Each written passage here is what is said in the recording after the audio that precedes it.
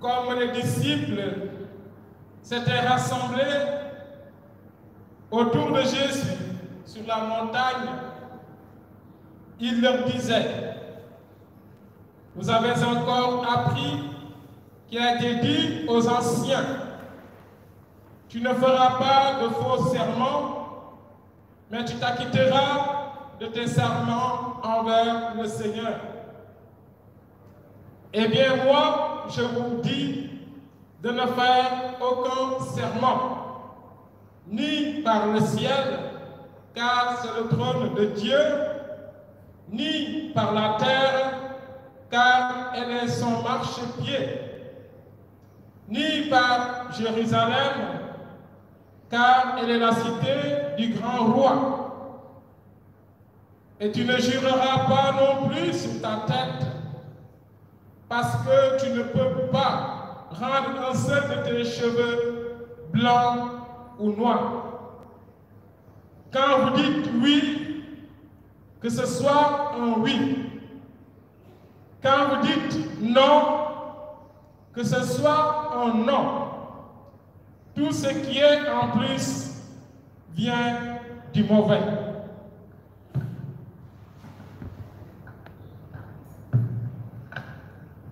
Acclamons la parole de Dieu.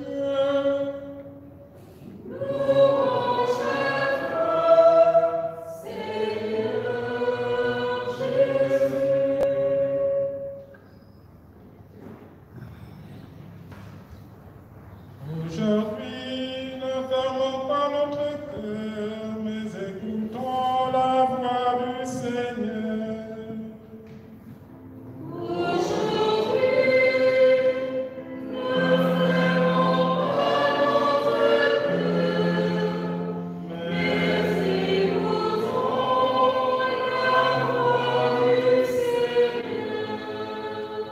Oui, mon frère, ma sœur en Christ.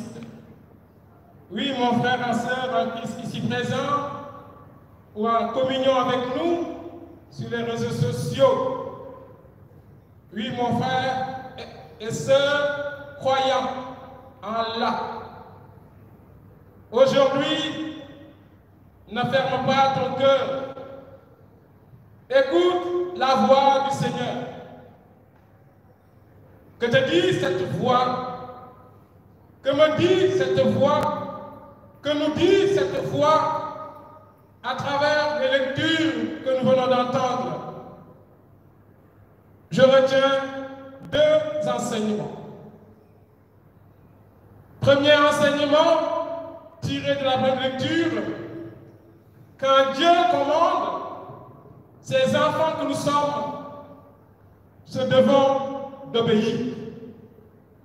Dieu a commandé à Élie d'aller consacrer Élisée, et Élie n'a pas refusé. Élie n'a pas désobéi. Élie n'a pas fait de résistance.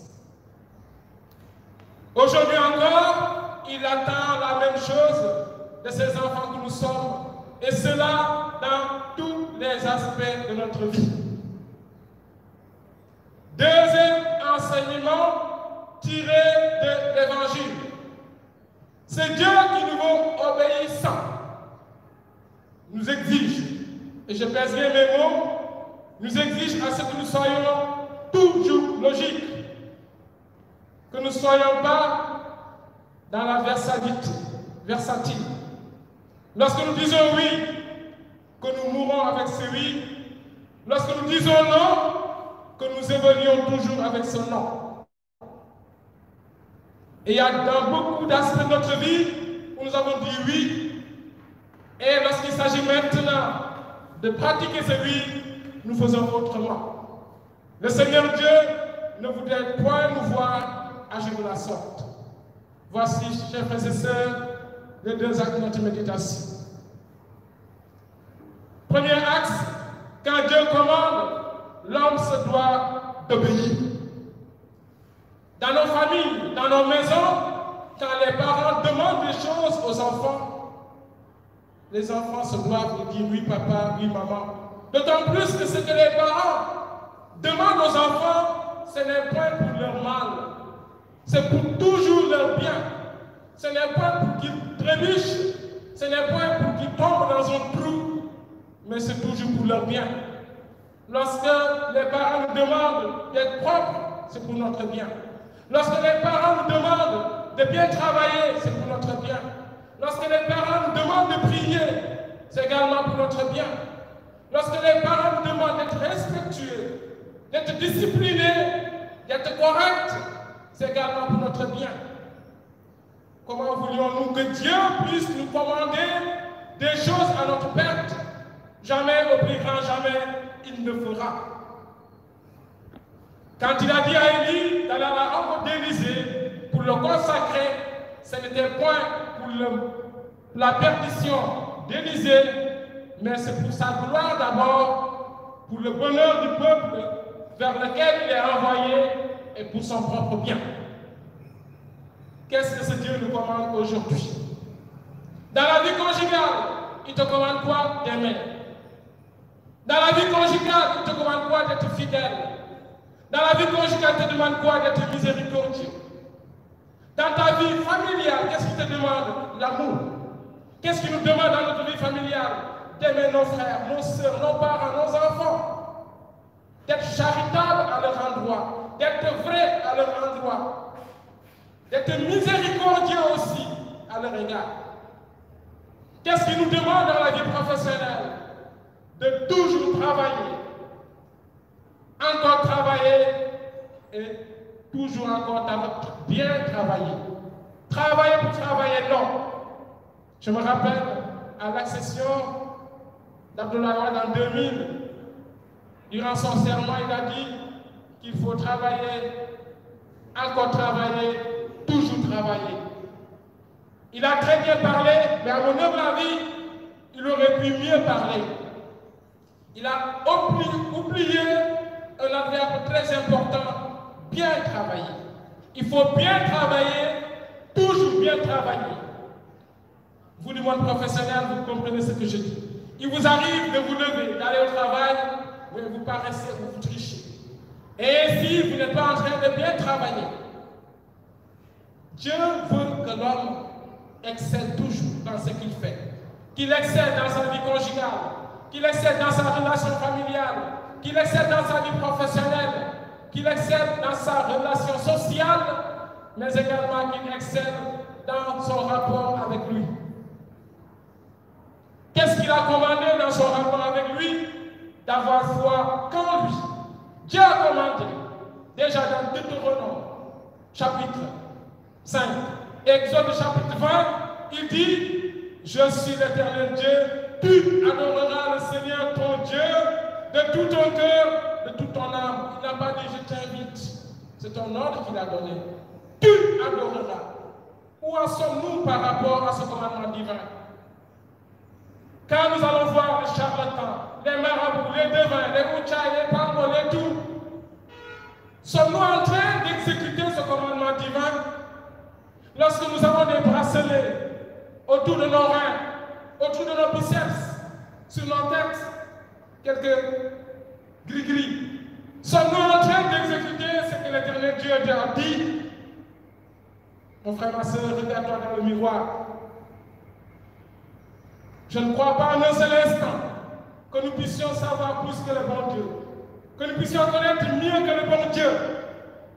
Il en sait plus que nous, il en saura toujours plus que nous. Et je reste convaincu qu'il aime beaucoup l'humain, qu'il aime beaucoup les hommes. Si d'aventure le gris-gris était bon, nous tous on serait nés avec des gris-gris. Qui d'entre nous est né avec des gris-gris? Vous qui me suivez sur les réseaux sociaux, j'ai envie de voir vos doigts levés. Si vous les levez, je les verrai aussi. Le Seigneur me donnera de les voir. Qui d'entre vous? On ne joue pas. Je veux juste dire, ne joue pas. Je veux simplement dire, si vraiment tu es né avec un gris-gris. Je vois encore des familles en train de sourire. Je vous vois en train de sourire parce que vous avez vu plus vous amuser. On n'est pas dans un amusement. Qui d'entre vous est né avec un gris-gris? À notre mort, qui sera enterré avec un gris-gris? Personne. À notre naissance, il n'y en a pas. À notre mort,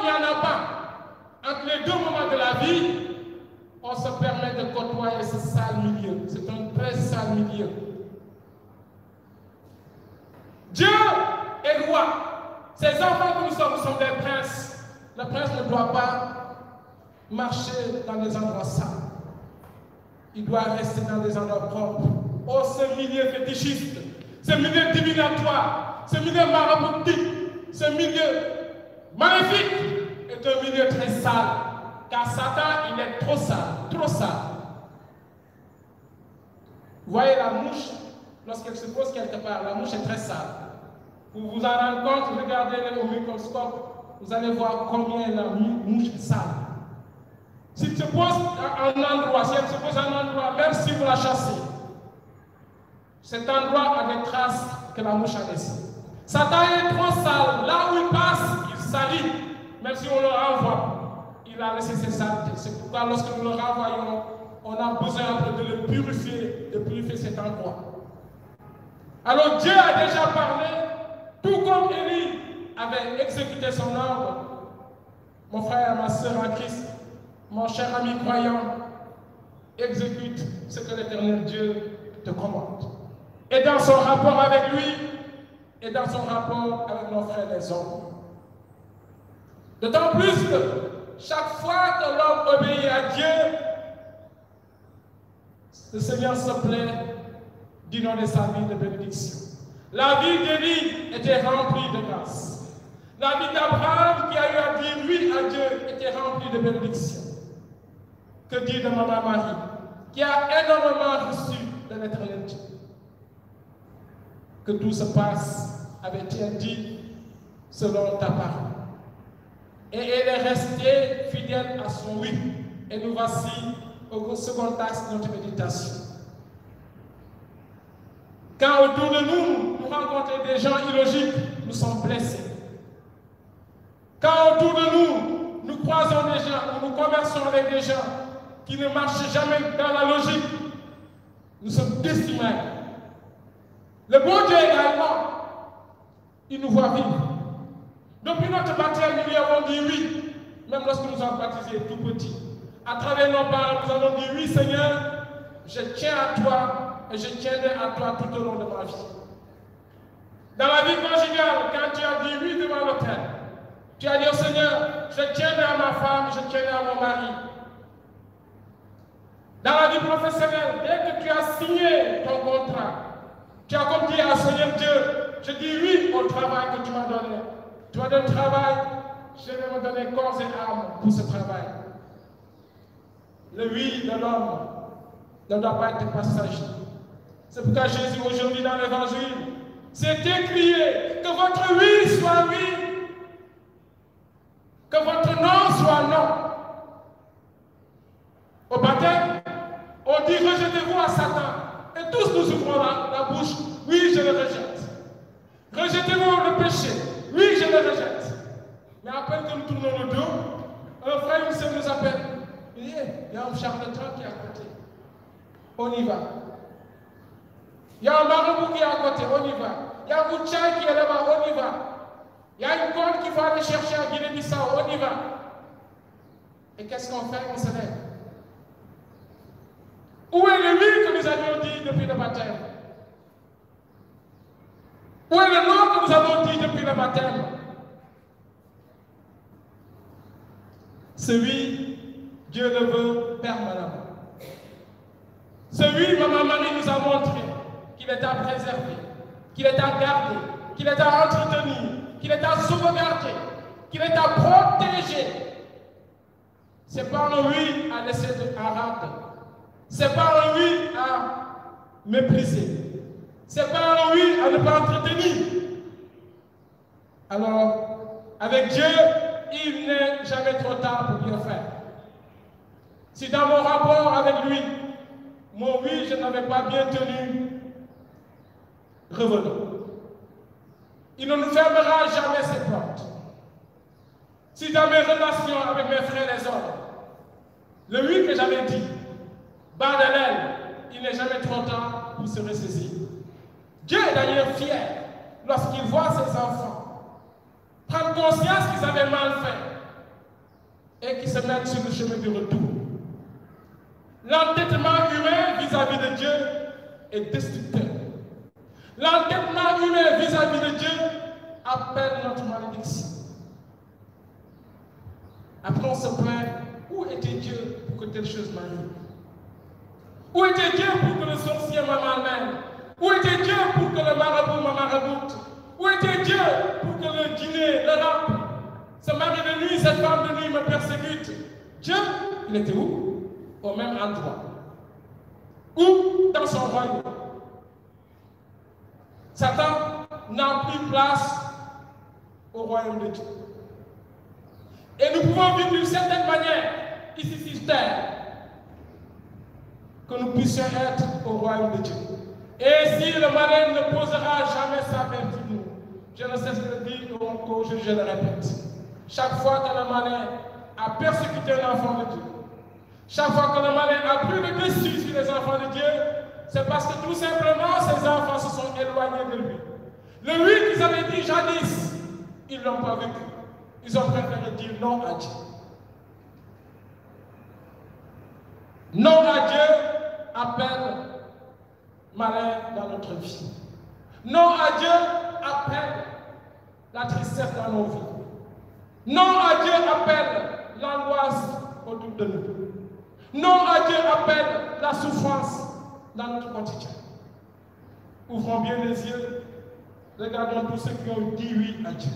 Abraham, Isaac, Jacob, Élie, Maman Marie, Papa Joseph et bien d'autres avaient beaucoup reçu d'eux. Aujourd'hui encore, celui, lorsqu'il est évoqué, lorsqu'il est vécu surtout, appelle les bénédictions de Dieu dans nos vies. Et en ce jour où nous voulons crier vers l'éternel Dieu pour la guérison, mon frère, ma soeur en Christ, souviens-toi que Dieu t'a dit « aie foi qu'en moi ». Alors j'ai envie aujourd'hui de te dire que ta foi, accompagnée de la confiance, soit à 1000%. 100% c'est bon, je ne dis pas que ce n'est pas bon. Mais c'est déjà présent. De te déployer vers la direction de 1000%. Car Dieu ne peut pas nous mentir. Il a dit tout est possible pour celui qui a foi. Tout est possible. Et quand Dieu dit tout, c'est véritablement tout. Les médecins soignent, mais Dieu est le véritable médecin. C'est véritablement Dieu qui guérit. Quels que soient nos mots d'ordre physique ou mots d'ordre spirituel, Dieu peut toujours s'en occuper. Demandons à son esprit de nous accompagner dans le oui que nous avions dit depuis longtemps. Oui à Dieu, oui à sa parole. Et demandons à ce même esprit de nous fortifier dans le nom que nous avons déjà dit à l'ennemi de Dieu. Vous qui me suivez et qui êtes malmenés par la puissance des ténèbres, retenez trois choses. Chaque fois que le malin vous a malmené, c'est parce que vous êtes éloigné du divin. Comment vous êtes éloigné, en fréquentant le monde occulte, fétichiste, divinatoire, magique, satanique. 2, en demeurant plus de mois sans demander pardon à Dieu, quelle que soit notre religion. 3, en vivant la haine, la rancune, la colère, la méchanceté ou la jalousie dans le sens d'envie. Dès que nous faisons cela, nous sommes malmenés. Souvent les gens m'appellent, avait prié pour moi. Et le Seigneur m'a dit, je suis désormais. Avant de prier, demande-leur s'ils ont accompli d'abord tout ce que je leur ai dit. Lorsqu'ils le feront, tu peux te mettre maintenant à crier vers moi pour que j'agisse. Avant dès que les gens appellent, je veux que tu pries pour moi. Dis-moi, tu m'as au téléphone, on commence à prier. Ok, c'était bon.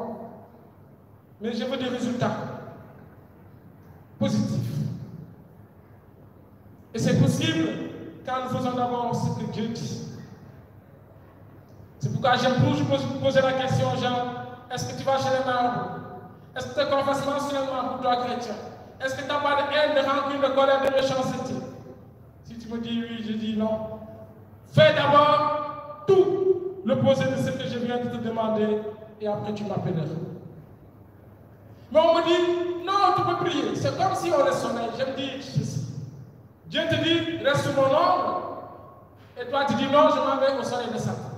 Et tu arrives au soleil, tu dis, il avait pris pour pour que du soleil je revienne à l'homme. Or, tu as tes deux pieds pour de toi-même, par toi-même, revenir à l'ombre. Si d'aventure tu étais handicapé, tu ne peux plus te lever pour quitter le soleil, pour venir vers l'ombre divine. Lorsque nous prions, miraculeusement, tu te déplaceras vers l'ombre. Mais lorsque Dieu voit que tu as la capacité de te déployer toi-même, de te mouvoir toi-même vers l'ombre, il ne bougera pas de lui. Tout ce que Dieu peut voir que l'homme peut faire, n'attendons pas ces miracles.